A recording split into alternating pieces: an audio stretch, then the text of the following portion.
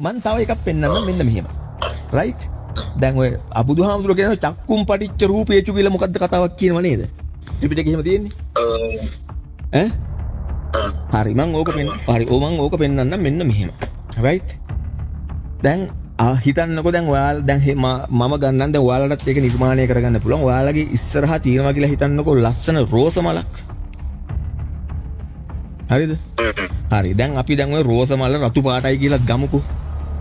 Right? අවුලක් නැහැ. දැන් මම ඔය රෝස මල කියන එක නම් කරනවා රෝස මල කියන වචනේ අයින් කරලා අනිච්ච වස්තුවක් කියලා. හරිද? ඔය රෝස මල කියන එක මම නම් කරනවා අනිච්ච වස්තුවක් කියලා. රයිට්? එතකොට දැන් අපි දන්නවා ඔය රෝස මලේ අපි පාට හඳුනගන්නේ පාට කියවගන්නේ ඇස හරහානේ. හරිද? රයිට්. එතකොට අපි ගමු මෙන්න මේකට මෙන්න මේ විදිහට මේ උපමාවක් කියන්නේ. හොඳේ? ඒකෙන් මෙන්න මේ කතන්දරේ තේරුම් ගන්න. දැන් අපි දන්නවනේ ආලෝක කදම්බයන් කියනවට ෆෝටෝන කියලා ශක්ති විශේෂයක් අපි නම් කරනවනේ. නේද? අපි නිකන් ඒ නම භාවිතා කරමුකෝ. හරිද? වර්ණ කියන කෑල්ල පොඩ්ඩක් අයින් කරලා වර්ණ කියන මේ සාධකේ අයින් කරලා ෆෝටෝන කියන එක ගමුකෝ. එතකොට කාටත් මේක තේරුම් ගන්න පහසුයිනේ. හරි? එතකොට අපි හිතමු දැන් මේ ෆෝටෝනය මලට තවම පතනය වෙලා නැහැ. හරිද? ඒ කියන්නේ අර රෝස මල කියලා මම පෙන්න බර අනිච්ච වස්තුවට තාම ෆෝටෝනය පතනය වෙලා නැහැ කියලා අපි ගමුකෝ. එතකොට ඒකෙන් වර්ණය නිකුත් වෙනවද තාම? හරි. ඒ කිව්වේ මචං දැන් රෝස මලක් තියෙනවනේ. ඔව් රෝස මලේ නටුවේ කටුනේ. එතකොට මචං ඔන්න ඔය රෝස මලට මම නම් කරනවා රෝස මල කියන එක අනිච්ච වස්තුවක් කියලා. රයිට්? හරි. එතකොට දැන් ඔය රෝස මලෙන් රතු පාට රෝස මලක්. ඒකේ වර්ණය අපේ ඇහැ හරහා කියව ගන්නවනේ. දැන් ඒක එහෙම වෙන්නේ ඇවිල්ලා ෆෝටෝනේ වැටෙන හින්දානේ. ඒකෙන් වර්ණයක් නිකුත් වෙන හින්දානේ. දැන් ඔතන මම අර ෆෝටෝනේ කියන එක තාම අර වස්තුවට වැටුනේ නැහැයි කියන තැන තමයි දැන් ඉන්නේ. එතකොට එතනින් තාම අනිච්ච වස්තුවෙන් රතු පාට වර්ණය නිකුත් වෙනවද දැන්? තවම නැහැ නේද? රයිට්. එලකිරි. හරි. දැන් ඔන්න දැන් මේ ෆෝටෝනිය කියන එක තමයි මම පිරිසිදු මූලිකම අවස්ථාව සහ මූලිකම ශක්ති මේ කියලා මම අරගෙන තියන්නේ. මෙතනදී බලන්න මේක තේරුම් කරවන්න. රයිට්? එතකොට දැන් ඔය මොහොතේදී මොකද වෙන්නේ? අන්න අර ෆෝටෝන කියන ශක්ති කදම්බය අන්න අනිච්ච වස්තුවට පතනය වෙනවා. පතනය වුණාම එතන වෙන මහා භූත ක්‍රියාකාරීත්වය කියලා මම මෙතනදී පෙන්නන්නම්. තේජෝ සංකෝචන ක්‍රියාවලියක් එක සිද්ධ වෙන්නේ ඒව ගැන පසුවට කතා කරමු. හරිද? එතකොට මෙන්න මෙතෙන්ද පතනය වුණාම ඒ කියන ෆෝටෝන කියන ශක්තියේ කොටසක් මලට අනිච්ච වස්තුවට උකහා ගන්න අතර ඉතුරු කොටස පිටතට මොකද වෙන්නේ? නිකුත් කරනවා. පිටතට මොකද්ද? කැරකෙන බලයක් ඇති.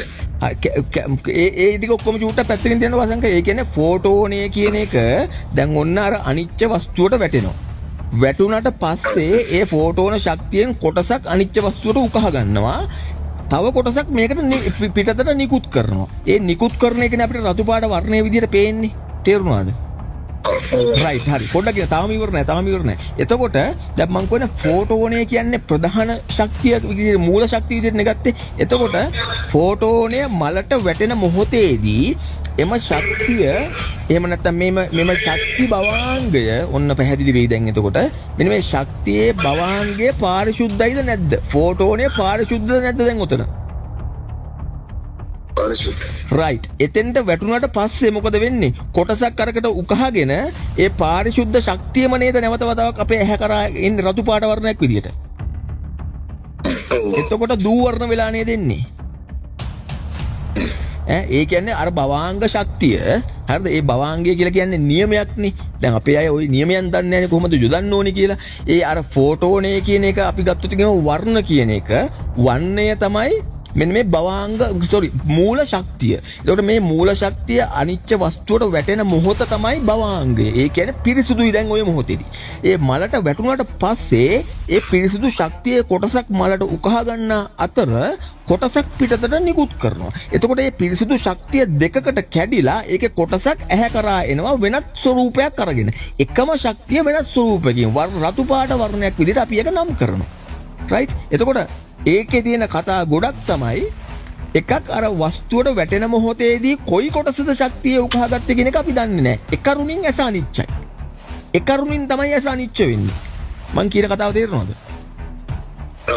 ඇහැ නැතුව අනිච්චයි කියලා ඔහේ කිව්වට වැඩක් නැහැ. මොන කරුණින්ද ඇහැ අනිච්ච වෙන්නේ? අනිච්ච වෙන්නේ මෙන්න මේ මම කියපු කරුණින්. එහෙම නැතුව මේ අම්මා තාත්තා හඳුනගන්න එකෙන් මේ අම්මෙක් නෑ තාත්තෙක් නෑ හෝ ඒ වයින් අනිච්ච වෙන්නේ නැහැ. මෙන්න මේ තියෙන අර මූල ශක්තිය ඒ මොහොතේදී එතෙන්ට වැටෙනකොට තියෙන ඌ එක්ස්පීරියන්ස් එක ගන්න නම් ඒ ෆෝටෝන ශක්තිය අපිට වැටෙන්න බෑ. නේද? එතකොට දැන් ඕක අහනවනේ ඔය සෝවාන් ඵලලාභීන්ගේ ගරිහතුන් වහන්සේලාගෙන් එහෙම ප්‍රශ්න කරනවා. දැන් මේගොල්ලන්ව පිරික්සනවා. බුදුහාමුදුරුවෝ ඇවිල්ලා ඔය රාහුල හාමුදුරුවන්ට එහෙම කියනවා. අහනවා මේ රාහුල ඇස අනිච්චද? ඔව්. මොන කවුරුන්ද අනිච්ච? මෙන්න එතකොට මෙන්න මේක ਵਿਚාරය කරන්න ඕනේ. මෙන්න මෙහෙම સિદ્ધාන්තයක් මෙතන සිද්ධ වෙනවා. එතකොට මම දන්නේ නැහැ අර අනිච්ච වස්තුවට ෆෝටෝ දැන් මේක මම හදලා කියන්නම්. හරි ඕගොල්ලන්ට තේරෙනවනේ. හරි. එතකොට කියනවා බුදුහාමුදුරුවෝ මම දන්නේ නැහැ අනිච්ච වස්තුවට ෆෝටෝනේ වැටෙනවා. ඒ වැටෙනකොට කොටසක් උකහාගත්තා ඇතුළට. නමුත් මම හිතියේ දුරින්. ඒ දුරින් හිටපු හින්දා ඒක එතනේ භවාංග ශක්තිය මට ක්ලික් නැහැ. ප්‍රමාදී. ඒ නිසා මට මේක ක්ලික් නැතුව ගියා. හරිද? ඉතින් මම මේකේ ශක්තියේ කොටසක් තමයි මම හොයාගත්තේ. ඉතින් මම මෙන්න මේ ශක්තියේ කොටසට ඇසහරහා බලලා මේක මේ නිච්ච ශක්තියක් කියලා මම කියලා මම මේක ගන්නෙ නැහැ. මේක තමයි මේ දැකපු හරි මේක කියලා මම ගන්නෙ නැහැ මේක. මේක මම දන්නවා හොඳටම පලිබෝධයක් මේ ආවේ කියන එක. ඒක නිසා මම මේක සිරා කරලා මේක මේ ෆ්‍රියල් කරලා මම ගන්නෙ නැහැ. මම මෙතන මුලාව දන්නවා. මෙතන විද්‍යාව මම දන්නවා. හරිද? මේක මම නොවේ මාගේ නොවේ කියලා පෙන්නන්නේ ඔන්න ඔහොම.